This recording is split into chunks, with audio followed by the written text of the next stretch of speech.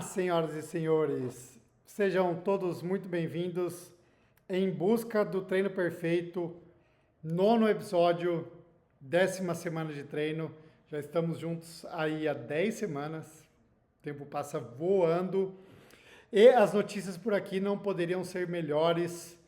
Mais uma semana completa de treino, mais uma boa semana de treinamento, com bons números, com bons desempenhos de treino e, como eu disse há pouco tempo atrás, passando aí por uma semana muito boa de treinos diários, frequentes. Então, essa questão da persistência ou da continuidade dos treinos cada vez mais me convence de que é esse o caminho, a consistência, a questão de você conseguir treinar o que está sendo proposto, muitas vezes não necessariamente nas intensidades que havia sido planejado, nem sempre com os volumes que gostaria e havia sido combinado, mas se manter treinando sem dores importantes, sem ficar doente, sem doenças oportunistas, cada vez mais me convenço de que isso realmente traz bons resultados. E era sobre isso que eu queria falar hoje, algo que eu pensei durante a semana, principalmente por conta de um treino específico, era sobre essa questão de testes, né?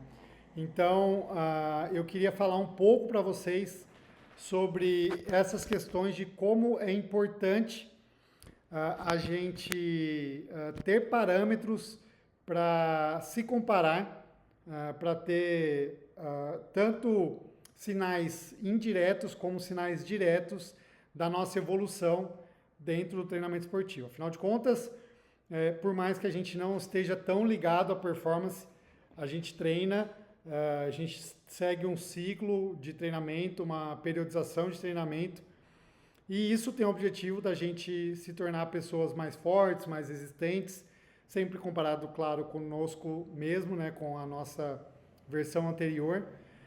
E é importante a gente ter alguns parâmetros de comparação, ou seja, medidas diretas que a gente olhe e fale, olha, realmente eu estou melhor do que eu estava, e nós temos cada vez mais ferramentas para que isso aconteça. E eu queria trazer aqui 3 caminhos diferentes. O primeiro deles são os testes laboratoriais. Então, o teste ergospirométrico, por exemplo, é um deles. O teste cardiopulmonar, que é aquele teste que você faz, seja na esteira, seja na bike, seja na natação, com aquela máscara que mede ali fluxo ventilatório, mede O2 e CO2. E aí você tem parâmetros e você pode fazer esse teste várias vezes ao longo da sua temporada e ver sua evolução de VO2, dos limiares, da economia de movimento, enfim, vários parâmetros aí para você, primeiro, ver sua evolução e segundo, programar ali algumas mudanças específicas dentro do seu ciclo de treinamento. Esse é um caminho super interessante, oportuno, que seria legal que mais pessoas fizessem e fizessem cada vez mais. Mas temos algumas limitações que eu estou falando aqui muitas vezes com pessoas que não têm disponibilidade na cidade ou na região que mora, ou não têm a oportunidade de passar frequentemente com um médico do esporte ou com alguém que tenha conhecimento para fazer esse teste e para interpretar o teste, o que é mais importante ainda, ou ainda porque não tem tempo, não tem condições financeiras, enfim, tem todas essas questões. Mas nem por isso não se deve se testar. Um outro caminho, o segundo caminho, são os testes de campo, os testes duplamente indiretos, os testes indiretos, que têm por base a comparação entre o teste específico e o teste de VO2. Então, os testes de campo, eles foram criados e foram parametrizados, foram comparados aos testes de laboratório, e aí quando tem uma correlação relevante, uma reprodutibilidade aceitável, esse teste de campo ele é validado. E a gente tem, dentro do mundo do triatlon, diferentes tipos de teste. Então, por exemplo, na natação, a gente tem o T30, que é um famoso teste aí de 30 minutos nadando direto, que você mede a distância que você nadou, e a ideia é você repetir esse teste aí ao longo da temporada e ver se esse teste, se essa distância aumenta. Tem testes menores, T15, tem tiros de 200 e 400, por exemplo, são testes importantes, testes legais de se fazer. Tem tiro de 1.500, enfim. Diferentes tipos de testes máximos ou testes de resistência, que a ideia ou é você percorrer uma maior distância num determinado tempo fixo, ou uma distância fixa que você tenta percorrer na menor distância possível. Essa é a ideia. Então, dentro da natação, são esses os principais. Na bike, a gente tem um famoso teste, o teste FTP, um teste que, em teoria, ele é a potência que você consegue sustentar por 1 hora. E você pode fazer esse teste durante 1 hora, você pode ficar ali pedalando durante 1 hora e ver a sua potência média, a potência normalizada. Ou você pode fazer isso reduzindo a 20 minutos e aí você retira 5% do valor. Os dois testes são validados, mas é importante pontuar aqui que alguns atletas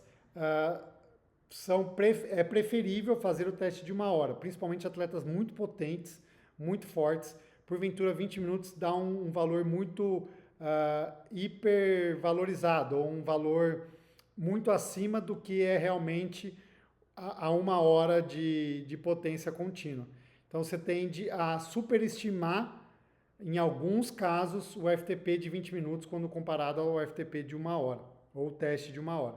Importante isso, importante vocês saberem, porque não é raro eu ouvir dentro do consultório, na rotina ali do pessoal do treino, falando que fez um teste de FTP, o teste deu muito alto, mesmo descontando esses 5%, e o indivíduo não consegue aplicar a teoria do FTP na programação, na periodização dos treinos. Esse FTP ele pode ser feito no plano, pode ser feito na subida, enfim, cada treinador aí tem a sua preferência, tem as suas especificidades, é importante a gente ter. E na corrida, há mais um caso aí que a gente pode discutir diferentes caminhos de se testar. Então, teste de 3 quilômetros, teste de 12 minutos, teste de 30 minutos, e a mesma coisa que eu falei no FTP também vale para a corrida. Muitas vezes, atletas muito potentes, muito rápidos, o teste de 3 km costuma hiperestimar a velocidade de segundo limiar, a velocidade que é a velocidade padrão aí, que é comparado, tem uma equivalência do FTP. Então, é importante fazer testes indiretos. E, por último, o terceiro jeito de você avaliar a sua evolução e ter parâmetros diretos ou parâmetros numéricos da sua evolução ou de quão treinado você está, são os treinos específicos que pautam aí a sua performance.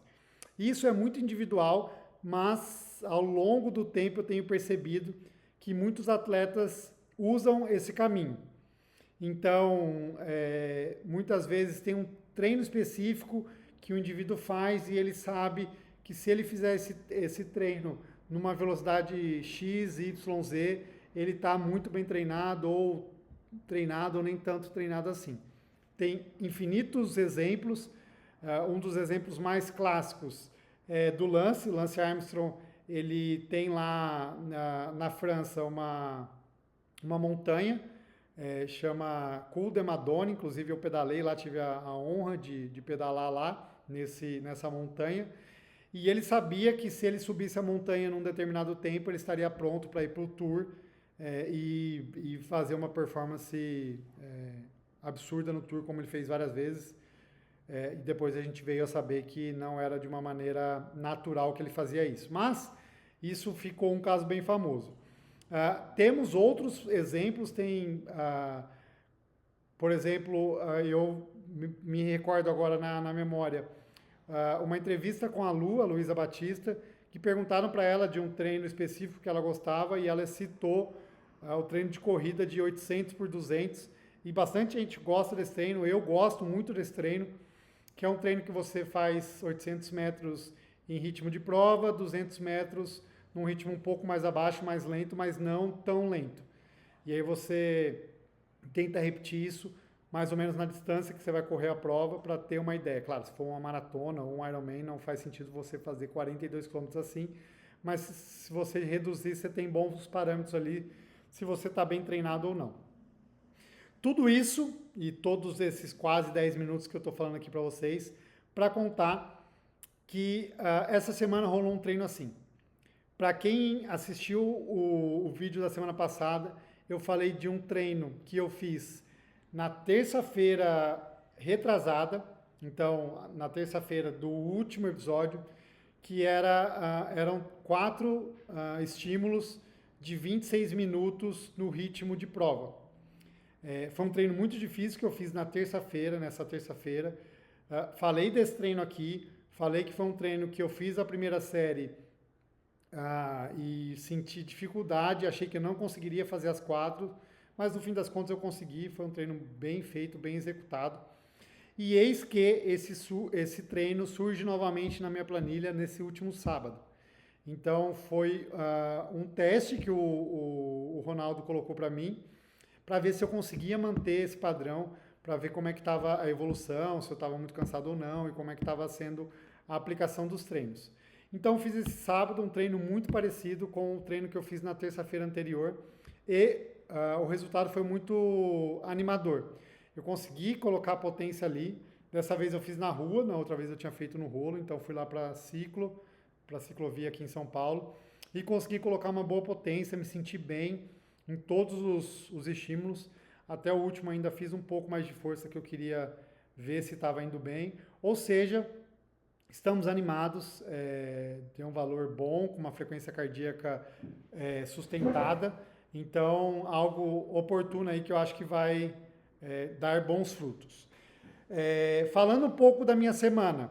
Essa semana foi muito boa, semana que passou, eu estou gravando hoje na segunda-feira, dia 28, então, falando da semana passada até o dia 27, do dia 21 ao dia 27, uma semana bastante oportuna, treinei 19 horas, então eu acredito que seja dessas 10 semanas que a gente está conversando aqui, a semana que eu mais treinei, bons treinos, me sentindo bem e colocando força.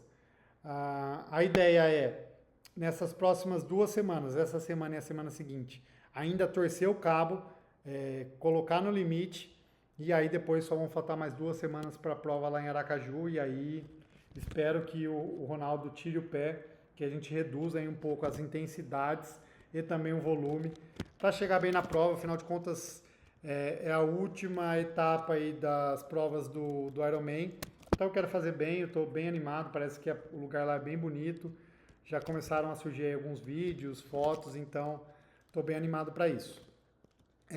Trazendo um pouco dos números para vocês. Deixa eu abrir aqui, não tinha preparado, mas posso falar. Aqui, TP. Então, o meu fitness dessa semana que passou, 110, eu estava com um fitness de 104, então melhorou meu fitness. Minha fadiga, obviamente, também aumentou, tenho treinado mais. 142 de fadiga e o Forms melhorou, estava em menos 35, agora está em menos 31, fruto da minha consistência aí nos treinos das últimas 4 semanas. Eu já falei aqui algumas vezes sobre o que significam esses números, e é importante que vocês saibam, então voltem, tem episódio ali para trás que explica, principalmente na última série que eu fiz para Floripa, para o Ironman Floripa, eu parei, expliquei bem direitinho o que significam esses números. A ideia dessa semana é treinar bastante, tenho aí quase 20 horas de treino programado, com um detalhe bastante legal.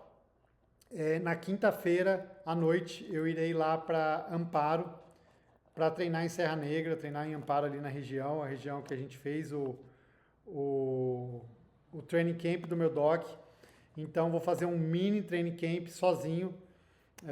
Já combinei ali com o Ronaldo, ele já está preparando ali um cardápio especial de treinos para encaixar bons treinos. A ideia é trabalhar na quinta, ir à noite para lá, trabalhar de lá na sexta, mas tentando já encaixar treinos na sexta lá.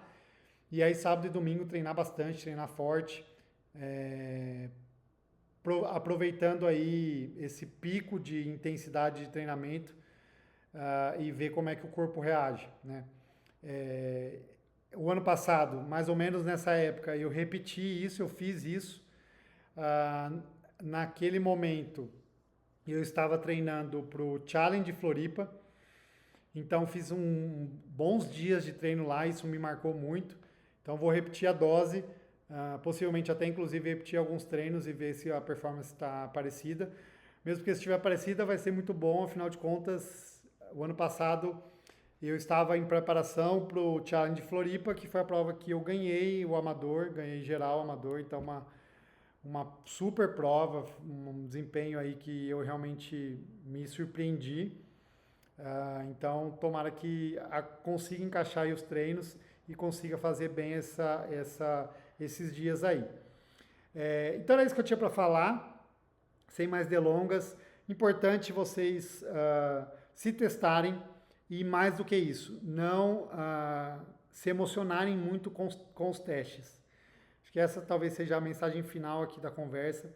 É muito comum as pessoas se sentirem pressionadas, se sentirem ansiosas, não quererem fazer testes, tentarem ao máximo pular dia de teste. Saibam que todos os treinos são indiretamente algum teste. E também os dias de teste são ótimos dias de treino. Fazer um teste de FTP é um baita treino, fazer um teste de 3K é um super treino. Ou seja, treinar é se testar também é treinar. Então fica aqui a minha dica, a minha orientação. Não endemonizem os testes, é importante.